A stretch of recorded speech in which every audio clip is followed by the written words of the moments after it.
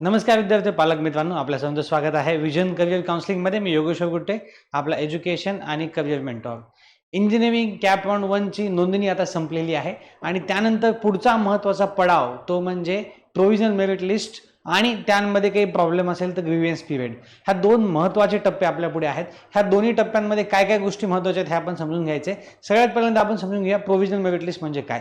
Provisional merit list म्हणजे महाराष्ट्रामध्ये जे काही सीईटी दिलेले विद्यार्थी होते त्यापैकी ज्या विद्यार्थ्यांनी इंजिनिअरिंगच्या प्रवेश प्रक्रियेसाठी अप्लाय केलेलं असेल त्या पूर्ण विद्यार्थ्यांची एक यादी जाहीर करण्यात येते. त्या यादीचं नाव असतं प्रोव्हिजनल मेरिट लिस्ट. यामध्ये सर्व नोंदणी केलेल्या विद्यार्थ्यांची नावं असतात ज्यांचं व्हेरिफिकेशन झालेलं आहे आणि त्या यादीमध्ये आपल्याला आपली माहिती चेक करायची असते. सोबतच आलेल्या माहितीमध्ये जर तुम्हाला काही दुरुस्ती करायची असेल तर त्यामध्ये आपल्याला 23 ते 25 जुलै हा ग्रीव्हियन्स पिरियड दिलेला आहे. प्रोव्हिजनल मेरिट लिस्ट नंतर 2 ते 3 दिवसाची विंडो तुम्हाला देण्यात येते. तुमच्या प्रोव्हिजनल मेरिट लिस्टमधल्या माहितीमध्ये जर काही चूक असेल तर ती माहिती दुरुस्त करण्यासाठी तुम्हाला ती विंडो देण्यात येते. त्यामध्ये तुम्ही ती माहिती दुरुस्त करू शकता. तर नेमकी कुठली माहिती जाहीर होते, कुठली माहिती आपल्याला बघायची आहे. प्रोव्हिजनल मेरिट लिस्टमध्ये आपला SML नंबर येतो, ज्याला प्रोव्हिजनल मेरिट लिस्ट नंबर आपण म्हणतो. त्या नंबरचं काय महत्त्व आहे आणि त्यातनं आपण पुढे काय कट ऑफ कसे बघू शकतो याची डिटेल माहिती आपण या व्हिडिओमध्ये बघणार आहोत.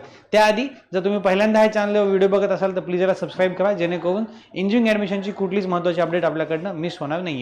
जसं की टायटल तुम्हाला सांगते, प्रोव्हिजनल मेरिट लिस्ट कशी पाहावी आणि ग्रीव्हियन्स पिरियड बद्दल संपूर्ण माहिती. सगळ्यात पहिल्यांदा आपण बघूया प्रोव्हिजनल मेरिट लिस्ट आपल्याला कशी पाहायची आहे. तर बघा, या वर्षीचं पोर्टल अजून चालू झालेलं नाहीये, पण आपल्याकडे लास्ट इयरचं पोर्टल आहे. त्यामध्ये आपण चेक करू शकतो. हे बघा, 2025चं हे पोर्टल आहे. सेमच 26 सारखंच पोर्टल असतंय, सेम 26 सारखं पोर्टल आहे. इथे आपण होममध्ये जाऊ शकतो आणि बघा, हे 26चं पोर्टल आणि सेम 25चं पोर्टल. इथं 25च्या पोर्टलमध्ये तुम्हाला दिसेल लास्ट इयरची प्रोव्हिजनल मेरिट लिस्ट. इथे डाव्या शेवटी check provisional merit list number तुम्हाला इथे क्लिक करायचं आहे आणि तुम्हाला इथे तुमचा ॲप्लिकेशन नंबर टाकायचा आहे. आता ॲप्लिकेशन नंबर कुठे आहे? तुम्ही जी व्हेरिफिकेशनची रिसिप्ट तुमच्याकडे होती त्या रिसिप्टवरती तुम्हाला तुमचा ॲप्लिकेशन नंबर आणि इथे डेट ऑफ बर्थ तुम्हाला टाकायची आहे. डेट ऑफ बर्थ तुमची जी फॉर्ममध्ये ॲक्युरेट तुम्ही भरलेली आहे ती डेट ऑफ बर्थ तुम्हाला टाकायची आहे. काही चूक झाली असेल तर ती चुकलेली डेट ऑफ बर्थ तुमच्या प्रिंटवर जी काय डेट ऑफ बर्थ आहे ती तुम्हाला टाकायची आहे आणि हे टाकल्यानंतर तुम्हाला प्रोव्हिजनल मेरिट लिस्टची माहिती येते. आता ही माहिती नेमकी कशी येते? आता 26च्या पोर्टलमध्ये अद्याप अजून प्रोव्हिजनल मेरिट लिस्ट आलेली नाही आहे, पण ती संध्याकाळी 5च्या नंतर कधी येऊ शकते. ती आल्यानंतर आपल्या सगळ्या प्लॅटफॉर्मवरती त्याची लिंक तुम्हाला टाकण्यात येईल. ओके, तर ती लिंक अशी दिसते. इथे तुम्ही तुमचा ॲप्लिकेशन नंबर टाकू शकता. आता हा EN25 आहे, पण यावर्षीचा जो असणार आहे तो EN26 असणार आहे. तो तुम्ही टाकायचा, डेट ऑफ बर्थ टाकायचा आणि सबमिटला क्लिक करायचं. सबमिटला क्लिक केल्यानंतर तुमच्या पुढे या प्रकारची माहिती येते. ही एका मागच्या वर्षीच्या मुलाची पूर्ण माहिती आहे डिटेलमध्ये. या प्रकारची माहिती तुमच्या पुढे येते. आता इथे यूट्यूबच्या कॉपीराईट्समुळे मी ॲप्लिकेशन नंबर नाव थोडं हाईड केलेलं आहे. तर इथे बघा, इथे तुमची सगळी माहिती येते. ही माहिती तुम्ही व्यवस्थित बघायची आहे. जेंडर बरोबर आहे का, डेट ऑफ बर्थ बरोबर आहे का, तुमचं कॅन्डिडेट टाईप, तुमची कॅटेगरी फॉर ॲडमिशन. हे बघा, इथे तुमची कॅटेगरी जी आहे तीच तुमची कॅटेगरी फॉर ॲडमिशन आहे का, ह्या सगळ्या गोष्टी तुम्ही चेक करू शकता. इथे अजून एक फाईल आली असेल तर आपण चेक करूया एकदा. नाही, इथे ही सगळी माहिती तुम्ही चेक करायची आहे. ह्या माहितीमध्ये जर तुम्हाला काही प्रॉब्लेम आढळला तर तुम्हाला ग्रीव्हियन्स पिरियडमध्ये दुरुस्ती करायची आहे. ग्रीव्हियन्स पिरियड नेमका काय आहे इथे आपण बघू शकतो. ग्रीव्हियन्स पिरियड नेमका काय आहे आपल्याकडे,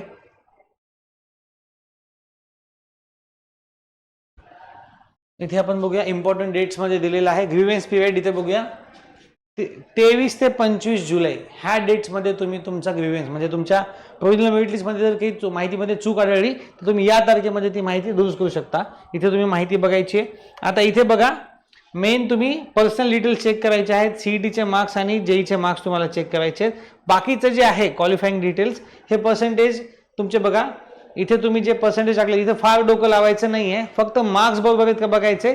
PCM एलिजिबिलिटी आणि PCB एलिजिबिलिटी आपोआप सिस्टीम कॅल्क्युलेट करतं. ती ॲक्च्युअली तुमच्या टोटलपेक्षा थोडी वेगळी येऊ शकते. तिथे कन्फ्यूज व्हायचं नाही आहे. ती तुम्ही टाकलेली नाही, ती आपोआप आलेली आहे, ती तुम्ही बघायची आहे. त्यानंतर तुमचे 22चे मार्क्स व्यवस्थित असतील तर ठीक आहे. त्यानंतर जे पुढचा महत्त्वाचा पडाव आहे तो म्हणजे तुमचा प्रोव्हिजनल मेरिट लिस्टमधला नंबर. इथे तुम्ही बघू शकता.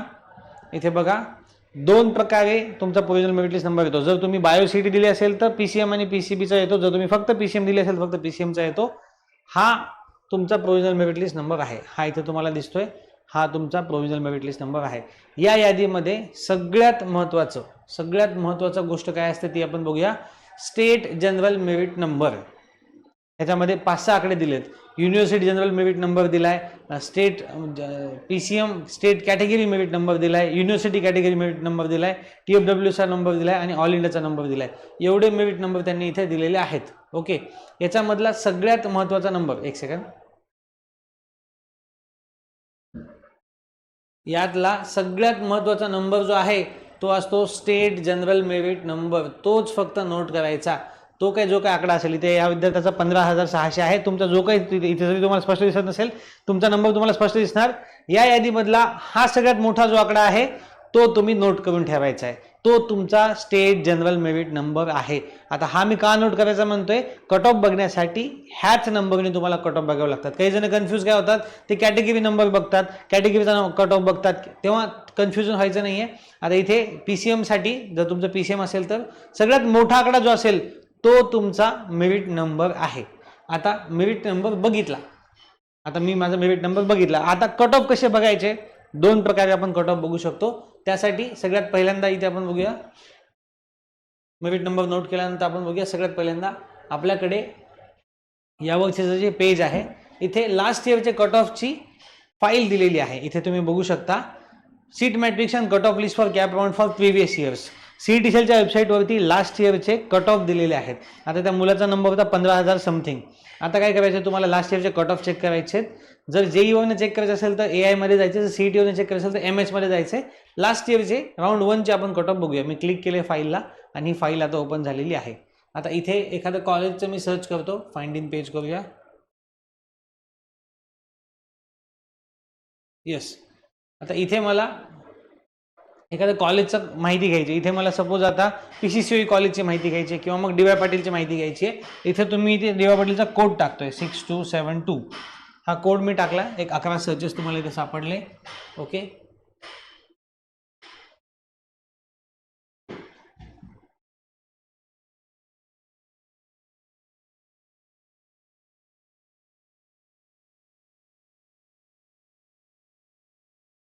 ॲक्च्युली इथे पर्सेंटाईल मधला व्हॅल्यू येते 6272 स्पेस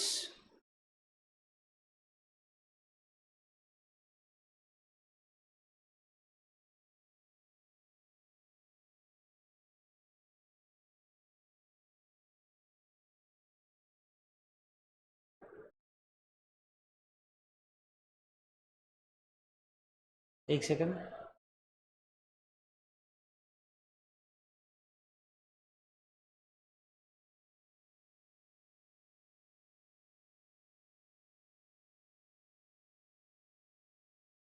ओके, इथे आपल्याकडे VIT कॉलेजचे कट ऑफ आलेले 6273 आलेला आहे. थोडंसं वर जाऊया आपण, 6272 पण आपल्यापुढे येईल. येस, हे आता DY पाटील कॉलेज आपल्यापुढे आलेलं आहे. आता 6272चा कट ऑफ कसा चेक करायचा बघा. आपण ते 15,000 ऑलरेडी आपण रँक बघितला होता. तर काय करायचं आहे, आता तुमची कॅटेगरी काय आहे त्या कॅटेगरीनुसार तुम्ही त्या रिस्पेक्टिव्ह कॅटेगरीमध्ये कट ऑफ चेक करू शकता. तर तुम्ही आता काही मी काय सांगितलं होतं, प्रोव्हिजनल मेरिट लिस्टमध्ये इथे आपली प्रोव्हिजनल मेरिट लिस्ट आहे. इथनं तुम्ही तुमचा सगळ्यात मोठा आकडा नोट करायचा आणि कट ऑफच्या फाईलमध्ये तुम्ही जायचं आणि त्या कट ऑफच्या फाईलमध्ये तो मोठा आकडा तुमच्या रिस्पेक्टिव्ह कॅटेगरीच्या कॉलममध्ये मॅच करायचा. कॅटेगरीच्या कॉलममध्ये मॅच करायचा म्हणजे आता समजा आता त्या विद्यार्थ्याचा 15,000 होता, पण तो ओपन कॅटेगरीचा आहे. इथे तुम्हाला कट ऑफ दिसेल, ओपन साठीचा कट ऑफ 12,516 आहे. म्हणजे इथे ओपन मधनं त्या विद्यार्थ्याचा नंबर लागणार नाहीये ह्या ब्रांचसाठी. म्हणजे जसं आपण पुढे जाऊ, इथे बघा इन्स्ट्रुमेंटेशन ब्रांच आहे, ओपन कॅटेगरीमधनं तुम्हाला 28,000 दिसेल. या प्रकारे CETCLच्या वेबसाईटवरती तुम्ही कट ऑफ बघू शकतात. आता हे झाले ऑटोनॉमस कॉलेजचे. आपण एखादे नॉन ऑटोनॉमस कॉलेज पण बघूया. DY पाटील पिंपरीचं आपण एकदा चेक करूया. पिंपरी PIMPRI एक नॉन ऑटोनॉमस कॉलेज आहे.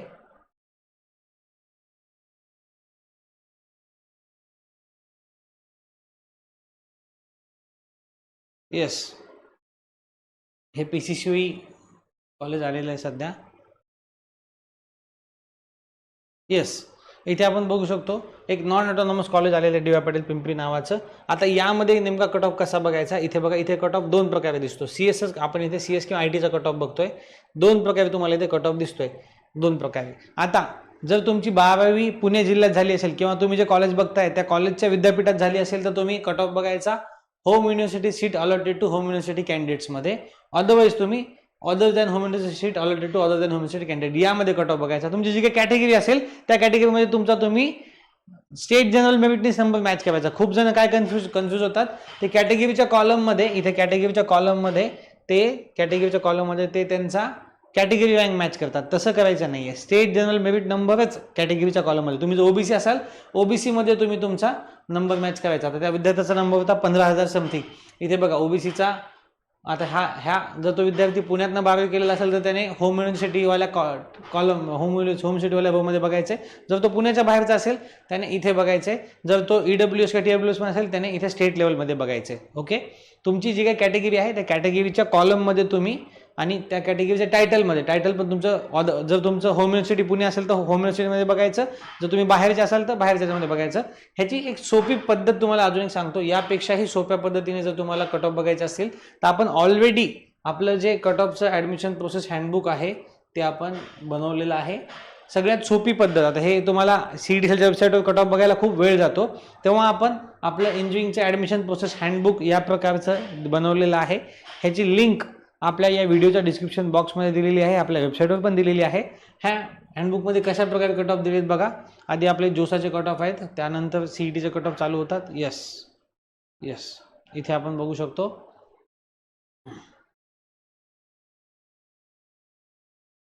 इथे आपण बघू शकतो अर्ध्या पुस्तकानंतर ऑटोनॉमस कॉलेजेसचे कट ऑफ. इथे बघा already cut off rank wise आपण काढून ठेवलेले आहेत. हे कट ऑफ तुम्ही प्रॉपरली बघू शकता. तुम्हाला ते CETच्या वेबसाईटवरती कॉलेज कोड सर्च करून कट ऑफ बघण्यापेक्षा इथे आपण ऑटोनॉमस कॉलेजचे प्रॉपर स्टेट लेवलचे कट ऑफ, जे काही मिनिमम 4 राऊंडमध्ये मिनिमम जे व्हॅल्यू आहेत ते आपण काढलेले आहेत. मेरिट लिस्ट नंबर बघून तुम्हाला कॉलेजचा अंदाज येतो. आता बघा, ज्यांनी काउन्सिलिंगसाठी नोंदणी केलेली आहे किंवा जे आपल्या चॅनलवरती आधीपासून बघतायत त्यांनी ऑलरेडी स्वतःचे कट ऑफ काढलेले आहेत. त्यांनी स्वतः ऑलरेडी रँकचा अंदाज काढलेला आहे आणि कॉलेजची यादी देखील बनवलेली आहे. पण आता तुम्हाला ती बघायची असेल तर तुम्ही या प्रकारे बघू शकता. हे झाले ऑटोनॉमस कॉलेजेस. ऑटोनॉमस कॉलेजेसमध्ये आपण बघू शकतो की आपण फक्त स्टेट लेवलचे कट ऑफ दिलेले असतात. आता आपण एखादं नॉन ऑटोनॉमस कॉलेज बघूया, जे पुण्यातलं नॉन ऑटोनॉमस कॉलेज एखादं आपण कव्हर करूया. ऑटोनॉमस कॉलेजेस जवळपास आता आपल्याकडे 100पेक्षा जास्त ऑटोनॉमस कॉलेजेस झालेले आहेत. 117, 119 कॉलेजेस झाले. आता आपण हे नॉन ऑटोनॉमस कॉलेजेस बघूया. नॉन ऑटोनॉमस इथे बघा, पुण्यातले नॉन ऑटोनॉमस कॉलेजेस इथेच आपण बघू शकतो.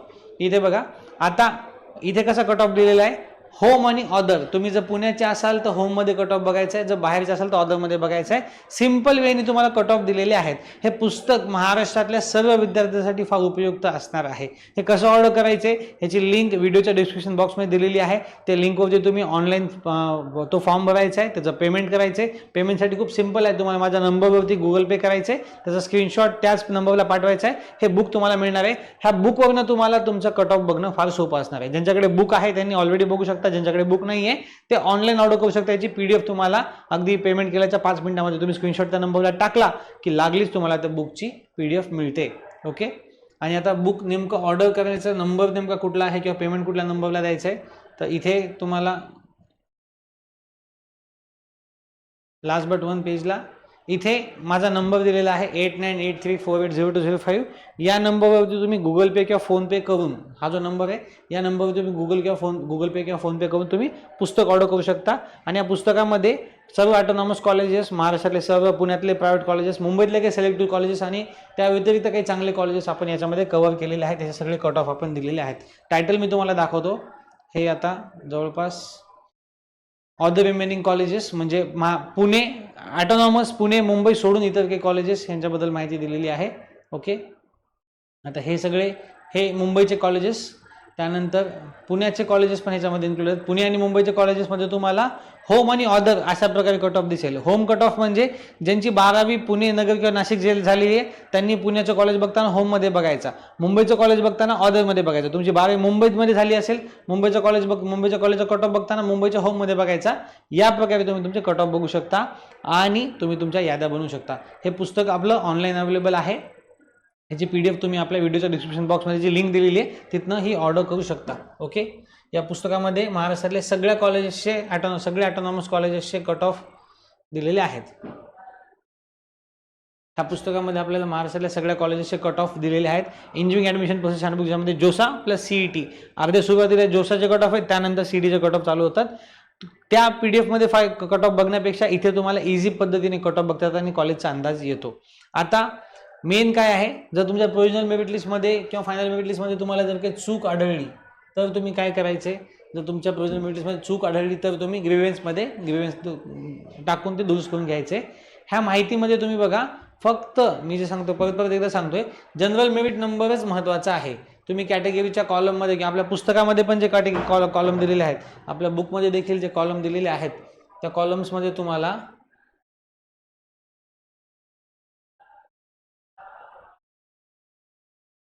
आपल्या या हँडबुकमध्ये देखील तुम्हाला काय करायचंय,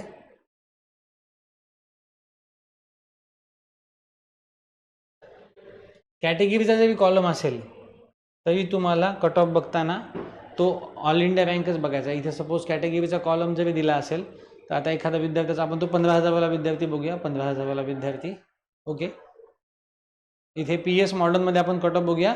तो 15,000 तुमचा जर रँक असेल तर तुम्ही तुमचा 15,000 रँक ज्या तुमच्या रिस्पेक्टिव्ह कॅटेगरीमध्येच कॉलममध्येच मॅच करायचा. खूप जण परत मी सांगतोय, कॅटेगरी रँक बघायचाच नाही, जनरल रँक कॅटेगरीच्या कॉलममध्ये मॅच करायचा. मग ती CET सेलची PDF असेल किंवा आपली PDF असेल, कॅटेगरी रँक नोट करायचा नाहीये, कॅटेगरीच्या कॉलममध्ये जनरल रँक बघायचा तुमचा, तो तुम्हाला दिसेल. फॉर एक्झाम्पल इथे बघा, इथे ओपनचा विद्यार्थी 17,000 जनरल रँकचा लागला, तिथेच ACBCचा विद्यार्थी 18,000, म्हणजे कट ऑफ थोडा कमी आलेला आहे. SCचा मुलगा 42,000चा आलेला आहे. म्हणजे बघा, हे जे आपल्याला रेफरन्स पॉईंट जो असतो, कट ऑफ बघताना जो रेफरन्स पॉईंट असतो तो स्टेट जनरल मेरिट नंबर असतो.